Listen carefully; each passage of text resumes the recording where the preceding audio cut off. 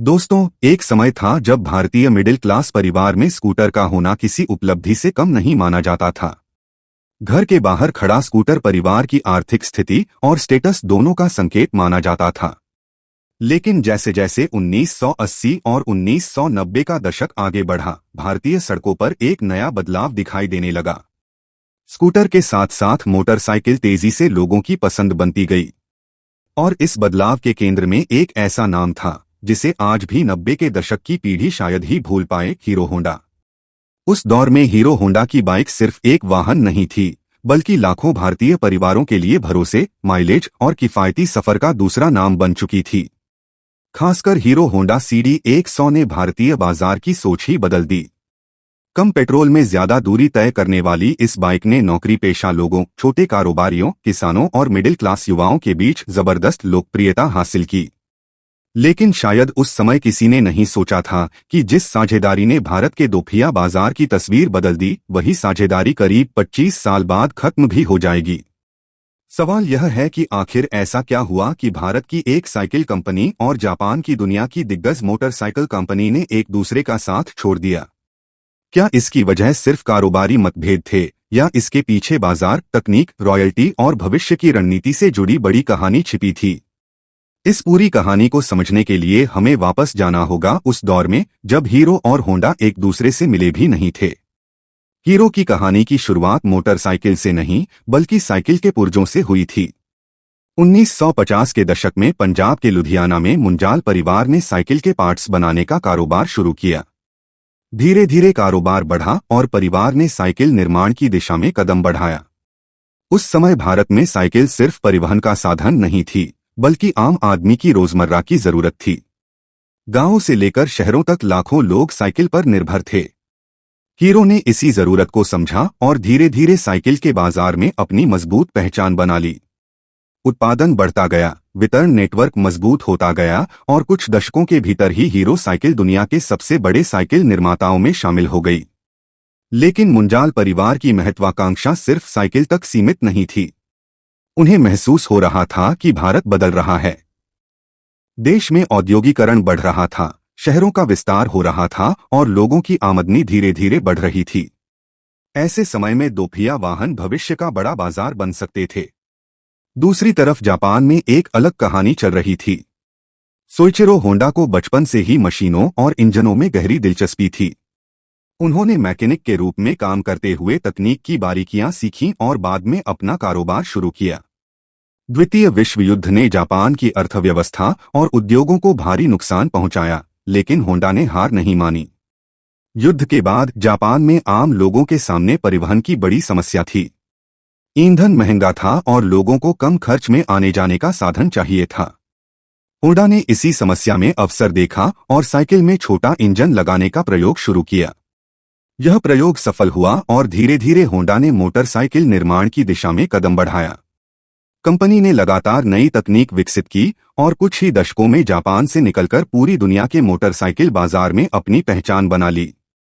1950 और 1960 के दशक में होंडा तेजी से बढ़ रही थी और आगे चलकर वह दुनिया की सबसे बड़ी मोटरसाइकिल निर्माता कंपनियों में शामिल हो गई। अब कहानी आती है भारत की।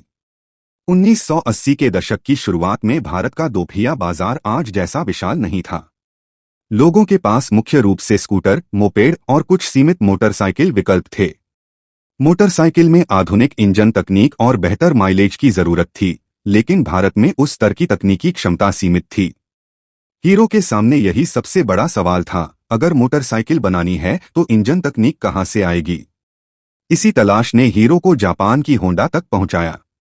उस समय भारत की औद्योगिक नीति में विदेशी कंपनियों के साथ संयुक्त उपक्रम के लिए कई तरह की सीमाएं थीं, लेकिन भारतीय कंपनियां तकनीकी साझेदारी के जरिए विदेशी तकनीक भारत ला सकती थीं। हीरो और होंडा के बीच बातचीत आगे बढ़ी और आखिरकार दोनों कंपनियों ने मिलकर एक संयुक्त उपक्रम स्थापित किया। इसका नाम रखा गया हीरो होंडा मोटर्स लिमिटेड।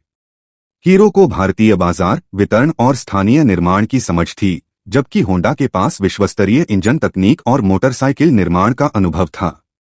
दोनों की ताकत अलग थी, लेकिन एक दूसरे की जरूरत भी थी। यही इस साझेदारी की सबसे बड़ी ताकत बनी। 1984 में संयुक्त कंपनी की स्थापना के बाद 1985 में पहली मोटरसाइकिल बाजार में उतारी गई CD 100। यह बाइक भारतीय बाजार के लिए एक महत्वपूर्ण मोड़ साबित हुई। इसका सबसे बड़ा हथियार था माइलेज। उस दौर में पेट्रोल की कीमत और परिवारों की सीमित आय को देखते हुए माइलेज किसी भी बाइक खरीदने का सबसे बड़ा कारण हो सकता था। CD 100 ने इसी जरूरत को पकड़ा। कंपनी ने इसे किफायती, भरोसेमंद और कम रखरखाव वाली बाइक के रूप में स्थापित किया। इसके विज्ञापनों में माइलेज को जोरदार तरीके से दिखाया गया और यह संदेश लोगों तक पहुंचा कि बाइक सिर्फ तेज चलने का साधन नहीं, बल्कि रोजमर्रा के खर्च को कम करने वाला वाहन भी हो सकती है। CD 100 की सफलता के बाद हीरो होंडा ने एक के बाद एक नए मॉडल बाजार में उतारे। स्प्लेंडर और अन्य मॉडलों ने कंपनी की लोकप्रियता को और बढ़ाया। धीरे धीरे मोटरसाइकिल भारतीय परिवारों में सिर्फ युवाओं की पसंद नहीं रही। पिता ऑफिस जाने के लिए बाइक लेने लगे, किसान बाजार तक पहुंचने के लिए बाइक लेने लगे, छोटे व्यापारी ग्राहकों तक पहुंचने के लिए बाइक लेने लगे और युवाओं के लिए बाइक स्वतंत्रता और स्टाइल का प्रतीक बन गई। इस तरह हीरो होंडा ने भारतीय मोटरसाइकिल बाजार की दिशा बदल दी। लेकिन किसी भी बड़ी सफलता के पीछे सिर्फ उत्पाद नहीं होता। हीरो होंडा की असली ताकत उसका विशाल डीलर और सर्विस नेटवर्क था। कंपनी ने छोटे शहरों और कस्बों तक अपनी पहुंच बनाई। जहां दूसरी कंपनियों की बाइक मिलना मुश्किल था, वहां भी हीरो होंडा का डीलर मिल जाता था। ग्राहक को यह भरोसा था कि बाइक में कोई समस्या आएगी तो पार्ट्स और सर्विस आसानी से उपलब्ध हो जाएगी। इसी भरोसे ने कंपनी को गांवों और छोटे शहरों में भी बेहद मजबूत बना दिया। 90 का दशक आते आते हीरो होंडा भारतीय दोपहिया बाजार की सबसे बड़ी ताकतों में से एक बन चुकी थी। मोटरसाइकिल का बाजार लगातार बढ़ रहा था और कंपनी की बिक्री भी तेजी से बढ़ रही थी। लेकिन दूसरी तरफ एक ऐसा बदलाव भी शुरू हो चुका था जो आने वाले वर्षों में इस साझेदारी के लिए परेशानी पैदा करने वाला था। जैसे जैसे भारत की अर्थव्यवस्था खुलने लगी, विदेशी कंपनियों और नए प्रतियोगियों के लिए बाजार में अवसर बढ़ने लगे। जापानी कंपनियां भारत में ज्यादा स्वतंत्र रूप से कारोबार करने की तैयारी कर रही थीं। होंडा भी सिर्फ हीरो होंडा के संयुक्त उपक्रम तक सीमित नहीं रहना चाहती थी। 1999 में होंडा ने भारत में अपनी अलग company Honda motorcycle scooter India यानी HMSI स्थापित की। यही कदम आगे चलकर हीरो और होंडा के रिश्ते में सबसे महत्वपूर्ण मोड़ बना। अब स्थिति थोड़ी अजीब थी। एक तरफ होंडा हीरो होंडा के संयुक्त कारोबार से जुड़ी थी और दूसरी तरफ वह भारत में अपनी स्वतंत्र मोटरसाइकिल और स्कूटर कंपनी भी चला रही थी। धीरे धीरे होंडा ने अपने अलग मॉडल भारतीय बाजार में उतारने शुरू किए। दूसरी तरफ हीरो होंडा पहले से ही भारत के सबसे बड़े दोपहिया ब्रांडों में से एक थी। अब दोनों कंपनियां ऐसे बाजार में काम कर रही थीं जहां उनके हित कई जगहों पर एक दूसरे से टकराने लगे थे। मतभेद सिर्फ भारत तक सीमित नहीं थे। हीरो समूह की इच्छा थी कि संयुक्त उपक्रम से बनी मोटरसाइकिलों को अंतर्राष्ट्रीय बाजार में ज्यादा बड़े स्तर पर ले जाया जाए। लेकिन होंडा की अपनी वैश्विक रणनीति थी। होंडा दुनिया के अलग अलग बाजारों में पहले से अपनी पहचान बना चुकी थी और वह नहीं चाहती थी कि हीरो होंडा का उत्पाद उन बाजारों में उसके अपने उत्पादों से सीधे मुकाबला करे। इस वजह से दोनों साझेदारों की भविष्य की रणनीति अलग होती चली गई। इसके अलावा तकनीक और रॉयल्टी से जुड़े मुद्दे भी महत्वपूर्ण थे। हीरो लंबे समय तक मोटरसाइकिल निर्माण में होंडा की तकनीकी विशेषज्ञता पर निर्भर था। लेकिन जैसे जैसे कंपनी बड़ी होती गई, हीरो के लिए अपनी तकनीकी क्षमता विकसित करना जरूरी होता गया। अगर साझेदारी कभी खत्म हो जाए तो क्या होगा? क्या हीरो अपने दम पर इंजन और नई मोटरसाइकिलें विकसित कर पाएगा? यह सवाल कंपनी के भविष्य के लिए बेहद महत्वपूर्ण था। यहीं से हीरो ने धीरे धीरे अपनी स्वतंत्र तकनीकी क्षमता विकसित करने पर जोर देना शुरू किया। कंपनी ने रिसर्च और डेवलपमेंट में निवेश बढ़ाया, इंजीनियरिंग क्षमता को मजबूत किया और भविष्य के लिए ऐसी व्यवस्था तैयार करनी शुरू की जिसमें कंपनी को हर महत्वपूर्ण तकनीकी निर्णय के लिए होंडा पर निर्भर न रहना पड़े।